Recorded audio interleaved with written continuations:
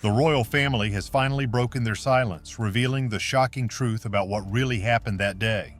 For years, rumors and theories spread, but now the details are out, and they are more heartbreaking than anyone imagined. The people closest to her have shared painful truths about the silent battles she faced. But is this revelation the whole truth, or just another attempt to control the story? Tune in as we uncover the confessions that will ruin the royal family. A princess, trapped in a world she couldn't escape. Princess Diana's life was never really her own. The world adored her, but behind palace walls, she was stuck in a world of rules, silence, and control. For years, the royal family kept a tight grip on her story, hiding the truth behind carefully polished images and rehearsed statements. But the truth has a way of slipping through the cracks, no matter how hard they try to keep it buried. A sealed envelope tucked away in Buckingham Palace was finally found, its contents enough to shake the very foundation of the monarchy. Before we delve into this, it's clear that what was inside that envelope was far more explosive than anyone ever expected, and this won't be the only revelation that will leave you speechless. The official story has always been neat and controlled, but now new information is pulling back the curtain on what really happened. The more we dig, the more we find out how much they wanted to keep hidden. Diana was more than just a princess.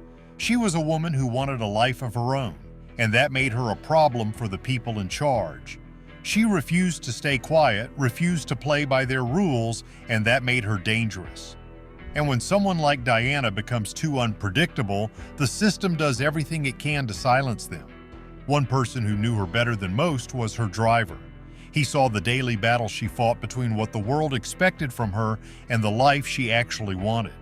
He saw how she was constantly watched, every movement analyzed, every word weighed against royal expectations. Even in private moments, there was always a shadow looming over her. Sometimes she'd find tiny pockets of happiness, a drive through the countryside, a quiet moment away from the flashing cameras, but those moments never lasted. The pressure always came back, pressing down on her like a weight she couldn't shake. It wasn't just the press chasing her every move, the royal security team was another chain around her neck. Diana understood why they were there, but she hated the way they controlled her. She wanted to live freely, make her own choices, but that was never allowed. Every outing was monitored, every conversation overheard. She was supposed to be a princess, but in reality, she was a prisoner in a golden cage. And the more she pushed against those invisible bars, the tighter they tried to hold her in place. As the years went on, the stress of it all took a toll on her. People admired her beauty, her grace, but they had no idea how much pain she was hiding behind that perfect smile. Her butler, Paul Burrell, saw it all. The sleepless nights, the tears, the moments when she felt like giving up. She had fought to keep her marriage together, but it was a losing battle. Prince Charles had never truly loved her, and she knew it. The whole world could see it. And as her marriage crumbled, so did her sense of self. She turned to food for comfort, but soon that comfort became an illness. Bulimia became her private battle, a way to regain control when everything else was slipping away. Even when she was drowning in her struggles, she still found a way to give back. Helping others gave her a sense of purpose, a way to escape from her own pain. She walked through landmine fields, hugged children with AIDS, and stood beside the forgotten and unwanted. She knew what it felt like to be left out, to feel like nothing you did was ever enough. Her charity work wasn't just about helping others, it was about helping herself survive. But the spotlight was relentless. Every move she made, the press was there, waiting to catch her in a weak moment. They followed her everywhere, hounded her, picked apart every decision she made. And the worst part, the people inside the palace did nothing to stop it. In fact, some of them encouraged it. The more Diana suffered, the easier it was to control her. If she was constantly on edge, always trying to stay ahead of the next scandal, she wouldn't have the time or energy to fight back. As her final days approached, the pressure reached a breaking point. Those closest to her could see the change. She was more anxious, more restless. She knew she was being watched, knew that something wasn't right. Paris was supposed to be an escape, a chance to breathe, but it became the stage for her last moments. The paparazzi were on her tail, desperate for one last photo, one final headline. But what happened that night wasn't just an accident. There are too many questions, too many missing pieces. a royal icon's public image and private pain. His account helps us see the profound impact these experiences had on her. While she appeared strong and calm on the outside, on the inside, she was dealing with many pressures, including society's expectations, the burden of public attention, and the emotional toll of her personal life. His detailed descriptions let us look beyond the surface and understand the complexity of her character, revealing the emotional struggles she kept hidden behind her composed exterior. This contrast between her public and private life reminds us that appearances can be deceiving, and understanding someone fully requires looking beyond what's visible. But that's not the whole story. Insights from the driver, butler, and doctor together provide a fuller picture of a woman who, despite her glamorous public image, was deeply affected by the hardships she faced. These accounts reveal a story of resilience, vulnerability, and a constant search for authenticity in a world that often demanded perfection. Even with all that has been shared about her, there are still parts of her life that remain unknown. Future revelations promise to shed even more light on her life. The stories from the people closest to her show her as someone full of compassion and dedication, but also someone deeply conflicted and vulnerable. These stories help paint a more complete picture of her life, not just as a princess, but as a complex individual who faced the same struggles and contradictions that many of us do. Her legacy, shaped by the world's ongoing fascination with her, gains new depth with these insights, showing a woman who, despite her fame and influence, often felt isolated and misunderstood. Her life was a mix of admiration and adversity, reflecting the complicated and often challenging nature of the human experience. In a world where she was celebrated for her kindness and ability to connect with people from all walks of life, the same fame that made her a global figure also caused her a lot of pain. Those who knew her closely revealed that she struggled with the enormous pressure placed on her and the constant attention from the media. While she was admired by millions, she often felt lonely, which gives us a clearer understanding of the challenges she faced. These personal stories shed light on how her public role affected her mental and physical well-being, as the demands of her duties were overwhelming. She frequently found herself caught between pleasing the public and dealing with endless media gossip. She tried several ways to cope with these heavy burdens. From diving into her charity work to relying on her personal relationships, she sought relief wherever she could. Yet even though these efforts gave her some comfort, they also highlighted the never-ending conflict between her public life and her private self. One relationship in particular, with a more reserved individual, symbolized the normal life she craved. In this connection, she saw a glimpse of what her life could be without the constant spotlight, where she was valued as a person with dreams and flaws, not just as a royal figure.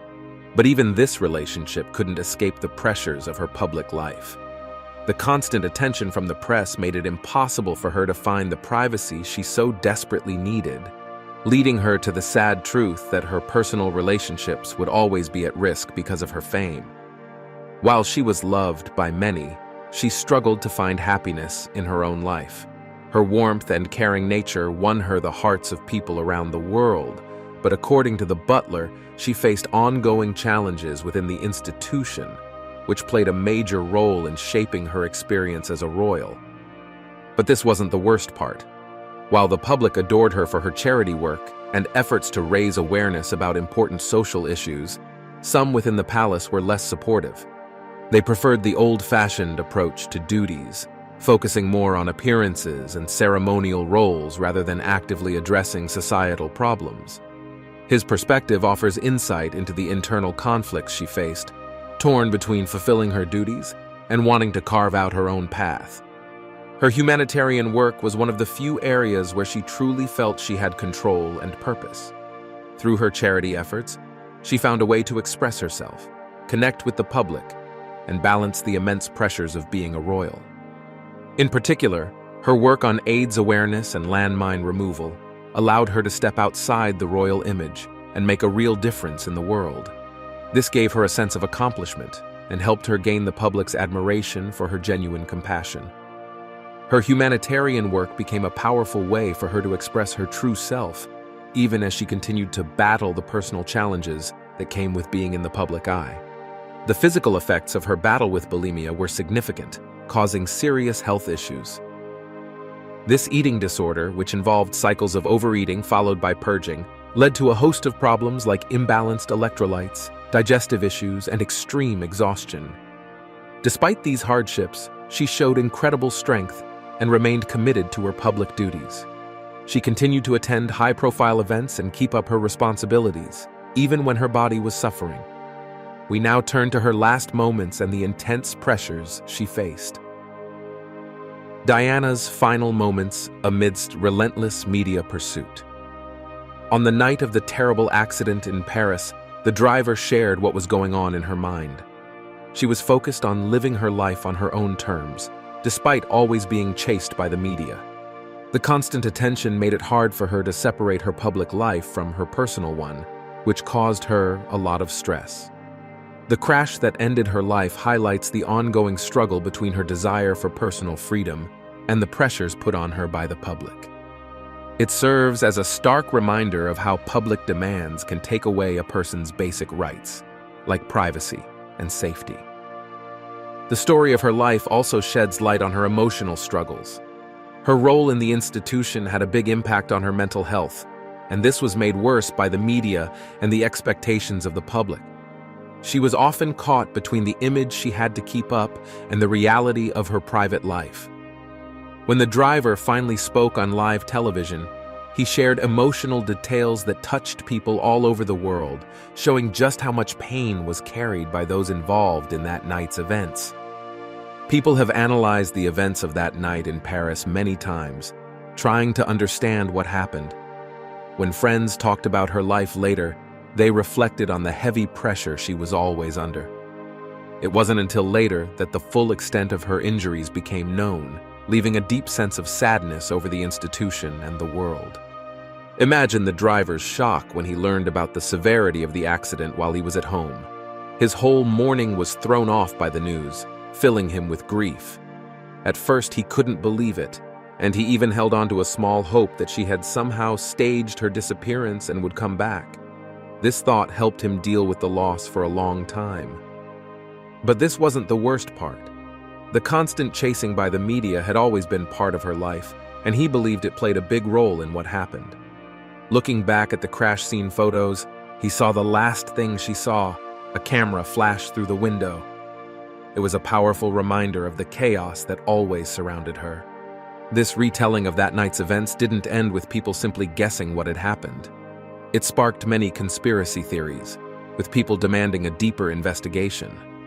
The public's interest in her life and death only grew as they searched for answers. These theories, which were initially ignored by officials and the media, led to a more detailed look at what really happened. This didn't just focus on her, but also on the others involved: the driver, Henry Paul, her companion, Dodi Fayed, and bodyguard Trevor Rees-Jones. Each person was a key part of understanding the crash. The speed of the Mercedes, which was very fast, became an important detail in figuring out what led to the tragedy. In most car accidents, passengers are expected to survive, especially if they're wearing seatbelts. Surprisingly, neither she nor Dodi Fayed had their seatbelts on when their car crashed. Henry Paul, the driver, didn't have his own either, raising questions about their choices just before the crash. On the other hand, Trevor Rees-Jones, who was in the front seat, had managed to put on his seatbelt right before the crash. This likely saved his life and allowed him to share what happened afterward. The crash occurred when their car, a Mercedes, slammed into a pillar in the Alma tunnel in Paris. Specifically, it hit the 13th pillar, a small but eerie detail that has fueled various conspiracy theories. The force of the collision was tremendous. Dodi Fayed, seated behind the driver, was thrown forward with a force so strong it was like being hit by 3 elephants. The driver was smashed into the steering wheel, adding to the chaos and the severe injuries. She, though seriously hurt, was still conscious when the first responders arrived. She had a broken arm and some other visible injuries, but what no one realized at the time was that she had a critical, hidden injury in her chest. This would soon worsen, leading to her death. At first, She didn't fully grasp how badly she was hurt, which made the scene feel strange and disconnected from the tragedy that was unfolding. But this wasn't the worst part. Her condition deteriorated quickly, and by the time doctors realized how serious it was already too late. Soon after her death, a tearful nurse told the driver what had happened. It was a moment of deep shock. He immediately reached out to Robin and the butler to inform the institution and Downing Street of the devastating news. The weight of the tragedy was beginning to sink in. As the morning sun came up, the atmosphere at the hospital was heavy. He delivered the sad news to Robin, and they both expressed their sorrow. Meanwhile, Prince Harry, under the protective care of the Queen, had been shielded from the more upsetting images of the crash. He later remembered only seeing the back of his mother's head in the car, an image that stayed with him. He was thankful that he hadn't been exposed to the graphic photos, understanding how much more emotionally scarring that would have been. But this wasn't the end of the heartbreak. The hospital was gripped by disbelief when her death was officially confirmed. The grief was overwhelming, affecting not just those in the hospital, but people all over the world who admired her. That same morning, Charles felt the need to attend church. For him, church had always been a source of comfort, but now it held even more meaning in the face of such immense sorrow. His thoughts were focused on his young sons, who were now facing the reality of losing their mother and were thrust into the harsh glare of public attention. As the day went on, his main concern was being there for his children. He wanted to make sure they felt loved and supported during this incredibly tough time. In his talks with the Prince of Wales and her, it was clear that the institution was grappling with the grief in their own ways. Charles, especially, was very aware of his son's pain, wanting to protect them from the harshness of the situation while still giving them the space to mourn. What do you think was the real cause behind Princess Diana's tragic end? Was it simply a fatal accident or something more sinister lurking within the royal family? Share your thoughts in the comments below. Don't forget to like and subscribe for more.